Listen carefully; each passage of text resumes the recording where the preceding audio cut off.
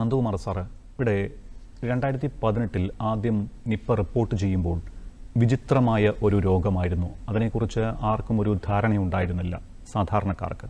അന്ന് വവ്വാലുകൾ കടിച്ച പഴവർഗ്ഗങ്ങൾ ഭക്ഷിക്കുന്നതിലൂടെ വൈറസ് ഉണ്ടാകും എന്നൊരു നിഗമനം മാത്രം. ഇന്നിപ്പോൾ 7 വർഷം കഴിയുമ്പോൾ വീണ്ടും ഇതേ രോഗം റിപ്പോർട്ട് ചെയ്യപ്പെടുകയാണ്. നമ്മൾ എന്താണ് ഈ രോഗത്തെക്കുറിച്ച് കൂടുതൽ മനസ്സിലാക്കിയിരിക്കുന്നത്?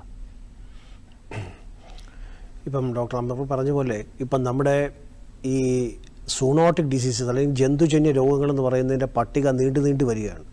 നമ്മൾ പണ്ടി പറഞ്ഞ പോലെ ലെപ്റ്റോസ്പൈറോസിസ് എന്ന എലിപ്പനിയായിരുന്നു ഏറ്റവും വലിയൊരു ജന്തുജന്യ രോഗം. നേരിട്ടത് മൃഗങ്ങളിൽ നിന്ന് മനുഷ്യരിലേക്ക് വരാം, അല്ലാതെ എലികൾ വഴിയും എലികളുടെ വിസർജ്യങ്ങൾ വഴിയും വരാം. അങ്ങനത്തെ ഒരു സാഹചര്യമായിരുന്നു. അത് കഴിഞ്ഞ് വളരെ റീസെൻ്റായിട്ട് ഇപ്പോൾ 2018 മുതലൊക്കെയാണ് നമ്മളുടെ നിപ്പയുടെ ഒരു ഒക്കറൻസ് വരുന്നത്. അപ്പോൾ ഇത് ശരിക്കും പറയുകയാണെങ്കിൽ നമുക്ക് പല കാര്യങ്ങളിലും നമുക്ക് ഈ പറഞ്ഞ പോലെ ഇത് തലവേദനയായിട്ട് മാറിക്കൊണ്ടിരിക്കുകയാണ്. കാരണം ആളുകളുടെ അടുത്ത് നമുക്കിത് ഉത്തരം പറയണം എന്നുള്ളത് മാത്രമല്ല, ഇത് ജീവൻ രക്ഷിക്കണം എന്നൊരു സാഹചര്യം കൂടെ വരികയാണ്. ജന്തുജന്യ രോഗം എന്നൊരു കാര്യം, ഇങ്ങനെയുള്ള രോഗങ്ങളിൽ പ്രധാനപ്പെട്ട 2 ഘടകങ്ങളിൽ നോക്കേണ്ടതെന്ന് വെച്ചാൽ, ഒന്ന് മനുഷ്യൻ്റെ ആരോഗ്യവും ഒന്ന് മൃഗങ്ങളുടെ ആരോഗ്യവും. ആരോഗ്യമുണ്ടെങ്കിലും ഈ പറഞ്ഞ പാത്തോജൻ അല്ലെങ്കിൽ വൈറസോ ബാക്ടീരിയയോ ഇതിനകത്ത് കടന്നു കഴിഞ്ഞാൽ, അത് അസുഖം ഉണ്ടായിക്കഴിഞ്ഞാൽ മനുഷ്യരിൽ മാത്രം നിൽക്കുകയാണെങ്കിൽ മനുഷ്യരിൽ നിൽക്കാം, മൃഗങ്ങളിൽ മാത്രമാണെങ്കിൽ മൃഗങ്ങളിൽ നിൽക്കാം. ഇത് രണ്ടിലും അങ്ങോട്ടും ഇങ്ങോട്ടും പകരം. ഇപ്പം നമ്മൾ പറയുന്നത് നിപ്പ മൃഗങ്ങളിൽ നിന്ന് മനുഷ്യരിലേക്ക് വരുന്നു എന്ന് പറയുന്ന പോലെ തന്നെ മനുഷ്യരിൽ നിന്ന് മൃഗങ്ങളിലേക്കും അസുഖങ്ങൾ വരാം. അതാണ് ഈ സൂണോസിസ്, റിവേഴ്സ് സൂണോസിസ് എന്ന് പറയും.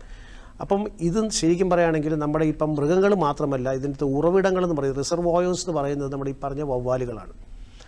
ഇപ്പം വവ്വാലുകളുടെ നമ്മളിപ്പം എന്ത് ചെയ്യാമെന്ന് ചോദിച്ചു കഴിഞ്ഞാൽ നമുക്കറിയാം, ഏറ്റവും കൂടുതലായിട്ടുള്ള അതായത് മറ്റേ റോഡൻസ് എന്ന് പറയുന്ന എലി വർഗ്ഗം, അത് കഴിഞ്ഞാൽ ഏറ്റവും കൂടുതൽ ഡൈവേഴ്സ് ആയിട്ടുള്ള ഒരു സ്പീഷീസാണ് ഈ വവ്വാലുകളെന്ന് പറയുന്നത്. 1200-1500ഓളം സ്പീഷീസ് വവ്വാലുകൾ ലോകത്തുള്ള എല്ലാ മൂലകളിലും ഉള്ള ഒരു സാധനമാണ് ഈ വവ്വാലെന്ന് പറയുന്നത്. അന്റാർട്ടിക്കയിൽ മാത്രമാണ് വവ്വാലുകളില്ലാത്തത്.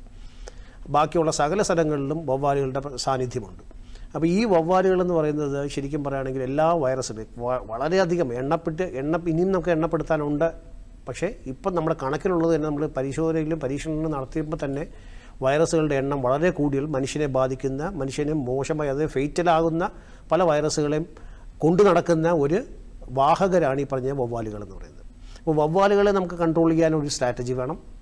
വളർത്തുമൃഗങ്ങളിലേക്ക് പടർന്നിട്ട് അതുവഴി മനുഷ്യരിലേക്ക് പകരുകയാണെങ്കിൽ അതിനെ നമുക്ക് കൺട്രോൾ ചെയ്യാൻ വേറൊരു സ്ട്രാറ്റജി വേണം. ഇതിനാണ് നമ്മൾ പറയുന്ന ഒരു ഏകാരോഗ്യം എന്നൊക്കെ ഇപ്പോൾ നമ്മളെപ്പോഴും സ്ഥിരം പറയുന്നുണ്ടെങ്കിലും പല സമയങ്ങളിലും നമുക്കിത് പലപ്പോഴും നമ്മൾ പ്രാവർത്തികമാക്കാൻ ഫീൽഡിൽ ഇംപ്ലിമെൻറ്റ് ചെയ്യുമ്പം പല പ്രശ്നങ്ങളുണ്ട്. അതിപ്പം ആരുടെയും കുറ്റവും കുറവും കൊണ്ടല്ല, സർക്കാരിൻ്റെ വളരെ കൃത്യമായിട്ടുള്ള, ഇപ്പം ഡോക്ടർ അമീർ പറഞ്ഞ പോലെ നമ്മളെ വളരെ കൃത്യമായിട്ട് ഇടപെടലുകൾ കാരണം മാത്രമാണ് നമുക്ക് ഇത്രയും ഡിറ്റക്ഷൻ വരുന്നത്.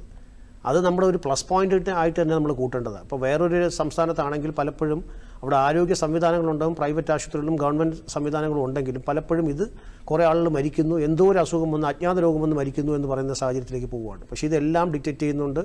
ഈ നിപ്പ എന്ന് പറയുന്നത് നമ്മുടെ ഈ പറഞ്ഞ ടിപ്പ് ഓഫ് ദ ഐസ്ബർഗ് എന്ന് പറഞ്ഞ സൂണോസിസ് അല്ലെങ്കിൽ ഈ ജന്തുജന്യ രോഗങ്ങളുടെ ഒരു അറ്റം അല്ലെങ്കിൽ ഒരു അസുഖം എന്ന് മാത്രം നമുക്ക് എണ്ണപ്പെടുത്താവുന്നൊരു സാധനമാണ്. നമുക്ക് പറയാം ചെള്ളുപനി. ഏതൊക്കെ മൃഗമുണ്ടോ ആ മൃഗത്തിന് ചേർത്തൊരു പനി നമുക്കിപ്പോൾ അറിയാം. ചെള്ളുപനിയുണ്ട്, കുരങ്ങ് പനിയുണ്ട്, മങ്കി പോക്സ് എന്ന് പറഞ്ഞാൽ കുരങ്ങ് അങ്ങനെ അതുവഴി വരുന്നതുണ്ട്, സ്ക്രബ് എന്ന് പറഞ്ഞാൽ ചെള്ളുപനിയുണ്ട്, അങ്ങനെ വിവിധ തരം എലിപ്പനി, ഇങ്ങനെ പക്ഷിപ്പനി, ഇതെല്ലാം ജന്തുജന്യ രോഗങ്ങൾ. ഇതെല്ലാത്തിൻ്റെയും ഒരേ സ്ട്രാറ്റജി നമുക്ക് പാലിക്കാൻ പറ്റില്ല. ഓരോന്നിനും ഓരോ കൺട്രോൾ സ്ട്രാറ്റജി എന്ന് പറയുന്നത് വളരെ കൃത്യമായിട്ടും ശാസ്ത്രീയമായിട്ടും നടത്തേണ്ട ഒരു കാര്യമാണ്. അത് നമ്മൾ ചെയ്യുന്നുണ്ടോ എന്ന് ചോദിച്ചാൽ ചെയ്യുന്നുണ്ട്. പക്ഷേ എങ്ങനെ എത്തിയെന്ന് ചോദിച്ചു കഴിഞ്ഞാൽ നമ്മൾ ചെയ്യുന്നുണ്ടെങ്കിലും വൈറസ് നമ്മളെക്കാട്ടി സ്മാർട്ടായിട്ടുള്ള ഒരു സംവിധാനം വൈറസിനുള്ളതുകൊണ്ട് അതിന് സത്യമായിട്ടും കൃത്യമായിട്ടും അതിന് മുന്നോട്ട് പോകാനുള്ള അത് പ്രതിരോധങ്ങളെ ഓവർകം ചെയ്തുകൊണ്ട് അതിന് മുന്നോട്ട് പോകാനും അതിന് വീണ്ടും മനുഷ്യരിൽ അസുഖം ഉണ്ടാക്കാനും മൃഗങ്ങളിൽ അസുഖം ഉണ്ടാക്കാനും വരുന്നൊരു സാഹചര്യം ഉണ്ടാകുന്നുണ്ട്. ഇതാണ് നമ്മൾ ഇപ്പോഴത്തെ ആദ്യമായി ഞാനിപ്പോൾ പറഞ്ഞു നിർത്തുന്നത്. ഓക്കെ.